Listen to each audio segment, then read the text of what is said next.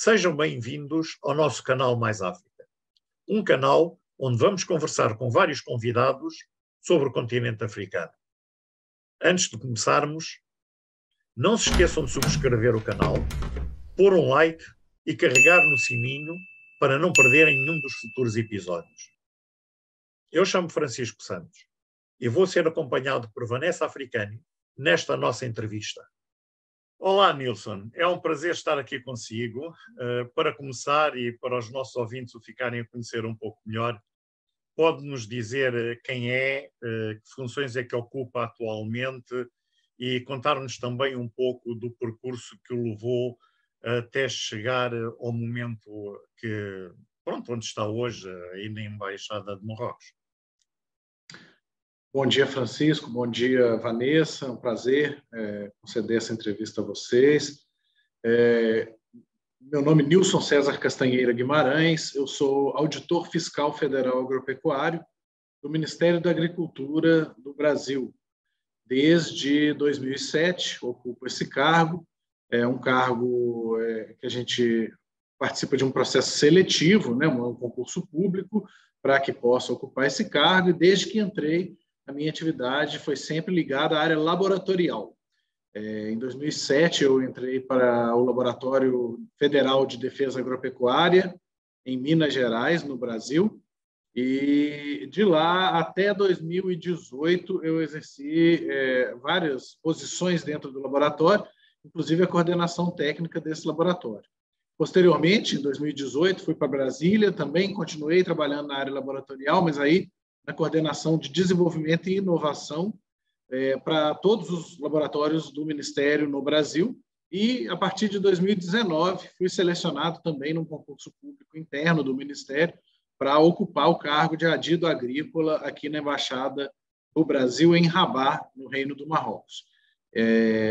Sou engenheiro agrônomo de formação, essa é uma das exigências para o cargo de auditor fiscal, né? A gente são 5 carreiras possíveis, uma delas a de engenheiro agrônomo, então, por isso estou nesse cargo e, desde então, ocupando a adidância agrícola aqui na Embaixada do Brasil em Rabat.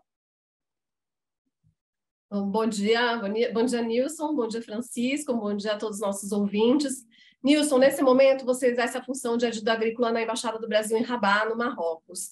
Você poderia nos explicar de uma forma bem simples que trabalho você desenvolve aí no Marrocos?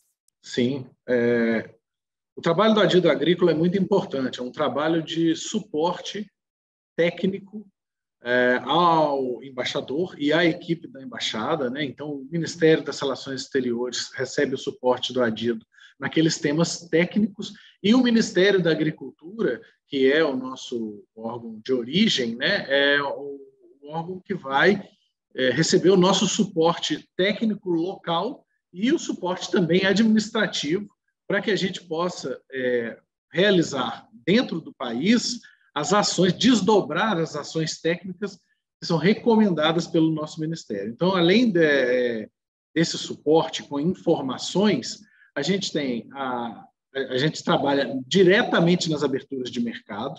Então, todas as ações de abertura de mercado que demandam interlocução com os órgãos locais, essa interlocução é feita por nós.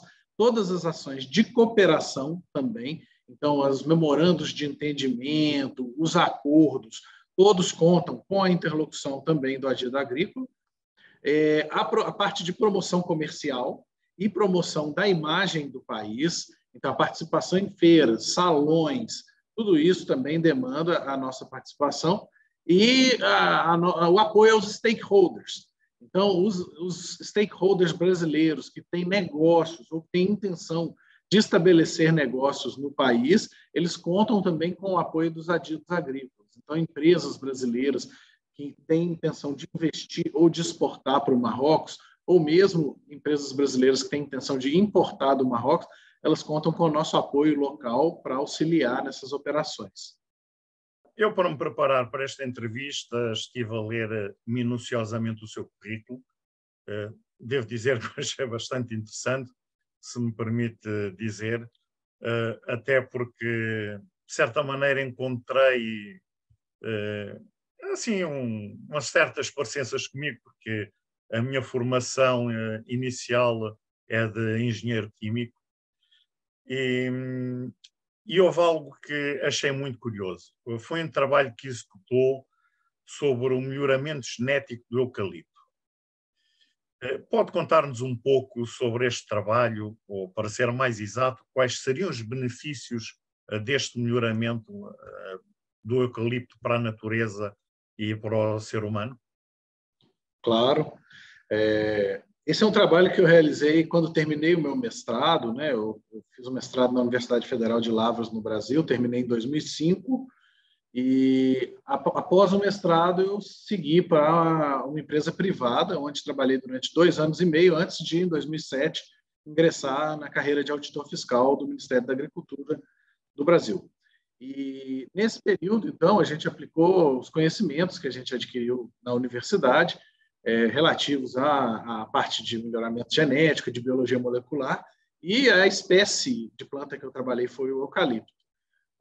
Os impactos, como você perguntava, são muito interessantes, porque o eucalipto é uma espécie de vegetal onde a multiplicação dela hoje, quase que na sua totalidade, em plantações comerciais, é através de multiplicação clonal. Ou seja, os eucaliptos são árvores que são clones uma das outras. E o melhoramento genético, todo esse melhoramento genético é baseado em seleção desses clones. Porém, para que a gente obtenha esses clones de maior produtividade e de maior potencial, nós precisamos de uma base genética, de uma variabilidade genética ampla. E essa variabilidade genética, a gente, obviamente, não pode se valer dos clones, porque a variabilidade genética do clone é quase zero, é baixa, né? Porque os clones são idênticos. Então, a gente tem que recorrer àquela base genética anterior, que é o plantio através de sementes e de cruzamentos entre essas sementes para o melhoramento. Então, o trabalho que a gente realizava é a seleção visual, a seleção de produção e a seleção de qualidade das plantas. Você precisa ver se aquela madeira que a planta vai produzir tem a qualidade para que você deseja, para a aplicação que você vai utilizar, se o porte e o tamanho e a produção das plantas é adequado.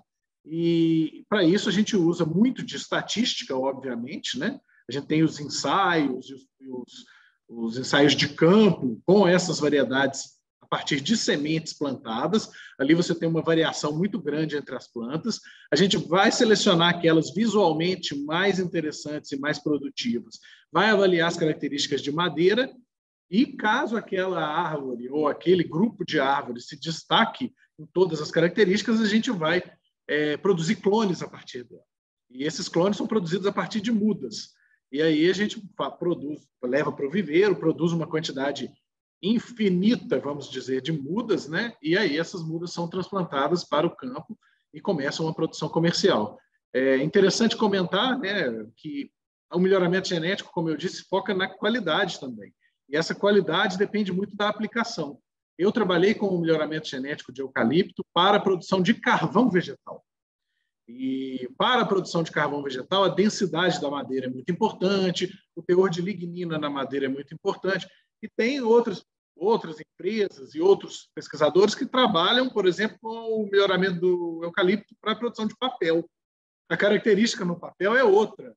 Aí a produção de celulose é importante. Então, o teor de celulose na madeira é mais importante do que o teor de lignina, que é quando você busca para carvão. Então, é um campo que é realmente muito interessante e muito apaixonante também, né? Exatamente por isso, por você trabalhar com a seleção das plantas e você ver o seu trabalho se transformando em algo concreto. Isso é muito gostoso. Foi uma ótima experiência. Eu acredito que sim. Eu pessoalmente, sabe que eu, quando acabei a licenciatura, eu queria seguir genética, mas o meu interesse era estudar o genoma humano, só que nunca acreditei que fosse possível quebrar essas barreiras, estas barreiras morais que havia para permitir estudar o genoma humano, e cometi o erro e acabei por ir para a química analítica porque achei que nunca seria capaz. Infelizmente, o aparecimento da SIDA permitiu estudarmos o genoma humano e eu hoje estou muito arrependido de não ter ido para essa área, porque eu de facto adorava. Sim. Eu compreendo o que diz, é interessante nós pegarmos neste trabalho e vermos a crescer e fazer algo para se melhorar o meio ambiente e o próprio ser humano. Claro. Muitos parabéns por esse trabalho. Obrigado. Bom, Nilson, em março desse ano, você participou de um evento universitário sobre o tema O Poder do Agro, onde você abordou o assunto da expansão e oportunidades do agronegócio brasileiro. Não querendo que se repita aqui o que disse, até porque não teríamos tempo, você poderia nos falar um pouco sobre esse tema pertinente? Claro. Esse foi um evento muito interessante e o foco foi realmente comentar sobre a nossa revolução do agro, né, do brasileiro, principalmente a partir da década de 70.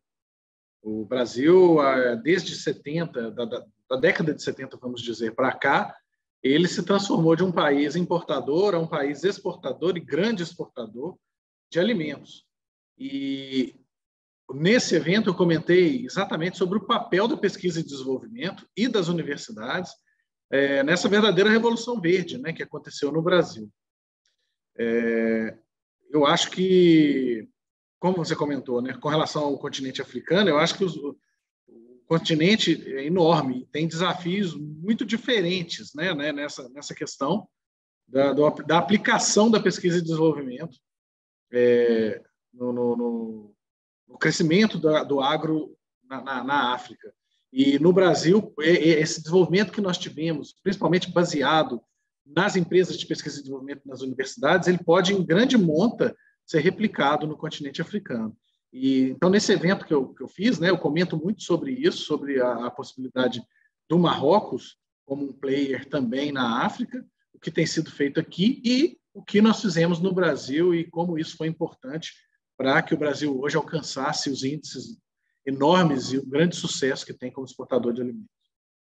Nilson, ao estar a trabalhar aí no Marrocos como medida agrícola da Embaixada Brasileira, de certeza que neste momento deve conhecer bem a realidade da carência de cereais que está a acontecer no país. Ainda por cima, agravada pela atual guerra da Ucrânia. Acha que essa realidade é muito diferente do resto do continente africano? Olha, acho que sim. Acho que sim, apesar do problema ser igual para todos e de atingir todos, né, o problema da carência de cereais por causa da guerra, e o Marrocos tem sofrido enormemente com isso, tanto que o Brasil hoje está exportando trigo para o Marrocos em grande quantidade, o que é uma novidade, né? O Brasil, teoricamente, não é um exportador de trigo, muito menos para o Marrocos. E esse ano está batendo recorde atrás de recorde de exportação de trigo. Mas eu acredito que a figura, né, que o panorama é bem diferente para o resto do continente, porque o Marrocos ele tem uma agricultura que eu posso dizer com ilhas de excelência. O Marrocos é um país com bastante desenvolvimento agrícola, com uma agricultura irrigada muito forte, com uma produção muito tecnificada, e não é a regra no continente africano. Então, a produção de cereais aqui, apesar de o Marrocos, na minha opinião, não ser um país que tem um grande potencial de ser celeiro para a África ou para o mundo, você tem outros países que teriam essa condição de ser celeiro. Porém, esses países, em muitas ocasiões, muitas situações, ele tem uma condição de produção muito pior.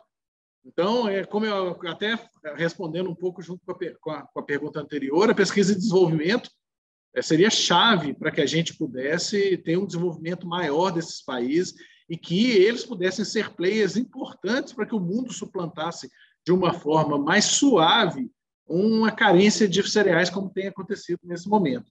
Agora, como eu disse, né, os potenciais são distintos, as realidades são distintas, e o Marrocos eu acho que não dá para ser levado como comparação, porque o nível de desenvolvimento da agricultura marroquina, mesmo que numa área relativamente limitada, ele é bastante satisfatório. E a gente não vê isso em todos os países da África de forma muito uniforme. Nilson, já que falávamos da carência de cereais na África e vista a sua área de intervenção ser relacionada com esse assunto, o que você acha que a África deveria fazer para eliminar essa dependência que tem dos outros continentes? Olha, como eu disse, né, a primeira coisa é investimento em pesquisa e tecnologia. E tecnificação em geral, né? A pesquisa e tecnologia vem junto. E você precisa tecnificar. E hoje a África tem muitos locais, eu sei, não só pela questão do Marrocos que eu trabalho, mas por conhecimento de outras pessoas que relatam também, tem um déficit muito grande de tecnologia e de tecnificação da agricultura. Então, acho que o investimento, talvez em parceria com outros países, ou mesmo com investimento governamental local, de melhor tecnificação, de maior aumento da produtividade, isso seria a chave, né, para que a África se descolasse dessa dependência e pudesse tornar um player, de fato, mais autônomo. É uma fronteira em expansão, tem várias semelhanças com o que a gente passou nessa Revolução Verde que eu comentei, e eu acredito que tem potencial para daqui, vamos dizer, algumas décadas, ser um grande celeiro do mundo, junto com o Brasil e Europa Oriental, talvez, Europa do leste europeu, né? Europa Oriental, talvez.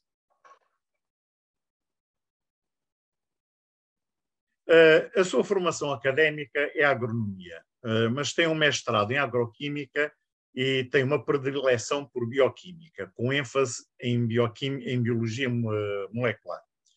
Será que estou a ver aqui um padrão? Quer dizer que é um adepto de produtos agrícolas transgénicos ou será que é contra? Ótima pergunta. Nem a favor, nem contra.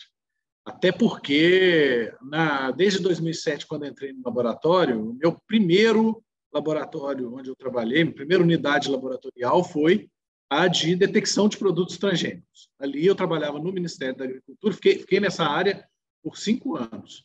E eu trabalhava exatamente com a detecção dos limites e a rotulagem de produtos transgênicos e a verificação da conformidade desses produtos à legislação brasileira. E como eu estava nesse ponto, eu estava exatamente em cima do muro. Eu não poderia nem ser pró, nem ser contra, porque eu estava trabalhando com a rotulagem. Então, eu estava garantindo a segurança do consumidor, mas eu estava garantindo também que quem produzisse de forma correta e em acordo com a legislação. Sobre ser a favor ou contra, né, tudo depende muito. Depende da avaliação científica que esse produto passou. Então, na verdade, eu sou pela ciência.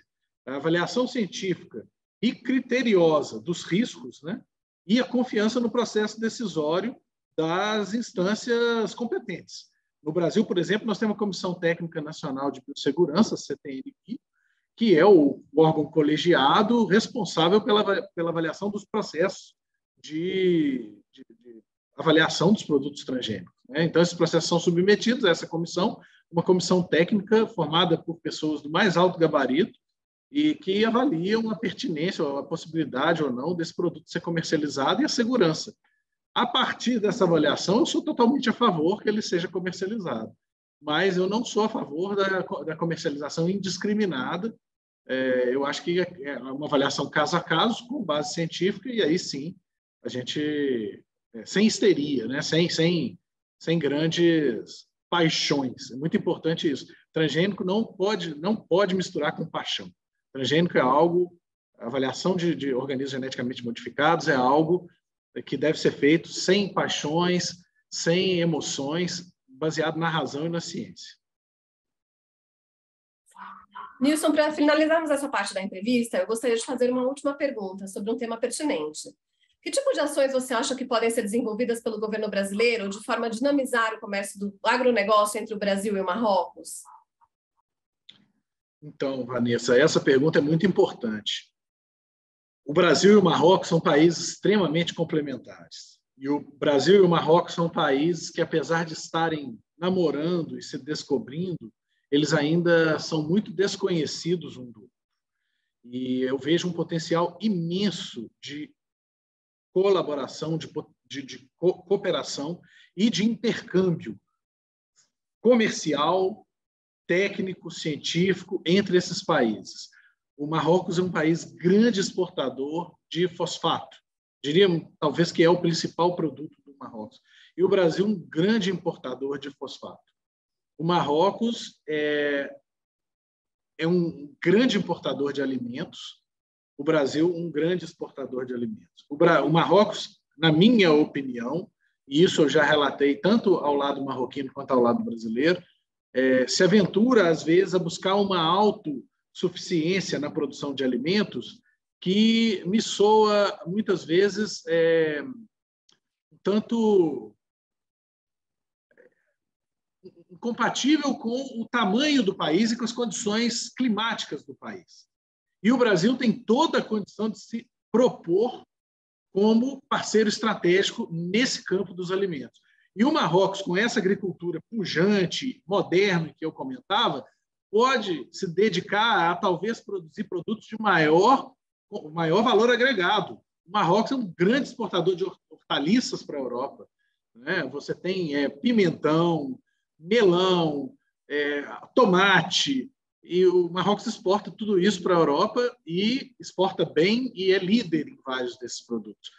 E, por outro lado, os cereais, como a gente comentava, eu não vejo muito sentido no Marrocos produzir cereais numa área pequena, sendo que é um produto de baixo valor agregado e de grande dependência das condições climáticas. O Marrocos é muito exposto a essas variações de seca, de problema de chuvas e de altas temperaturas, que prejudica muito a produção de cereais no país. E o Brasil pode se propor como um parceiro estratégico. Então, o que eu acho que o governo brasileiro, e a gente tem tentado propor isso aqui na Adidance, sempre alertar os nossos governantes e também o lado marroquino, o governo brasileiro, na minha opinião, tem que se propor como parceiro estratégico do Marrocos, para que ele possa garantir o fornecimento e o aprovisionamento, né, o abastecimento de fertilizantes no Brasil, e ele possa garantir que o Marrocos não seja tão afetado pelos sobressaltos da descontinuidade de produção de alimentos no mundo. Se os governos entram num acordo de forma a convergirem nessa complementaridade, eu acho que a gente tem tudo para ter um parceiro muito estratégico e para aumentar o intercâmbio comercial grandemente com o Marrocos. Eu aqui, nesse período que estive, consigo enxergar um parceiro potencial fantástico para o Brasil, principalmente se a gente conseguir enxergar o tamanho que o Marrocos tem na África, né, e o tamanho que o Marrocos pode ter como parceiro para o Brasil. Olha, muito obrigado por nos ter concedido esta entrevista, mas antes de nos despedirmos, não se esqueça do nosso desafio. Deixe-me só explicar em que é que o desafio consiste e já vamos à sua resposta. Ora, caros seguidores, como parte desta série de entrevistas, pedimos aos nossos entrevistados que escolham no nosso site, Mercados Africanos, uma notícia publicada recentemente e que a comentem. A notícia que Nilson César Guimarães escolheu foi Brasil eleito a melhor nação desportiva da FIFA e que foi publicada no dia 31 de julho de 2022. Nilson, pode então explicar-nos porque é que escolheu esta notícia e depois, tal como o desafio pede, comentá-la? Claro, futebol e Brasil tem tudo a ver, né? Então, ainda mais em ano de Copa do Mundo, como o ano de 2022. E eu, como bom brasileiro e bom amante do futebol, me sinto à vontade para comentar e exaltar esse prêmio, né, recebido pelo Brasil. Eu exalto também a parceria do futebol brasileiro com o futebol marroquino. Minha equipe no Brasil, que é o Cruzeiro Esporte Clube, ele tem uma amizade muito grande com uma equipe marroquina, que é a equipe do Raja Casablanca. Os times sempre se cumprimentam na internet, se saúdam pelo Twitter. Então, nessa figura, nesse panorama de amizade futebolística entre o Brasil e o Marrocos, eu exalto aí a nossa participação como potência nos e-sports, né, nos esportes eletrônicos, e fico feliz que o Brasil tenha já começado com o pé direito o ano de Copa do Mundo. Espero que a gente, lá em novembro, finalize o ano com o pé direito também, conquistando a Copa. Eu vou fazer uma intervenção agora. Eu estou numa saia justa, porque o Brasil vai encontrar o Camerun em dezembro. E o Camerun está falando que eu tenho que torcer para o Camerun. Afinal de contas, o Brasil tem muitos títulos já. E eu falei para eles, eu vou fazer então uma camisa metade Brasil, metade Camerun, e vou torcer para que vença o melhor, porque eu não posso deixar de torcer para o Brasil, já que eu sou brasileira, né? O Brasil faz parte da minha vida, do meu coração. Mas eu estou numa saia justa. Eu já comprei as duas. Eu estou com uma camisa do Marrocos e uma do Brasil. Dia de jogo do Marrocos, eu estou com a camisa vermelha. Dia de jogo do Brasil, com a camisa amarela. Ótimo.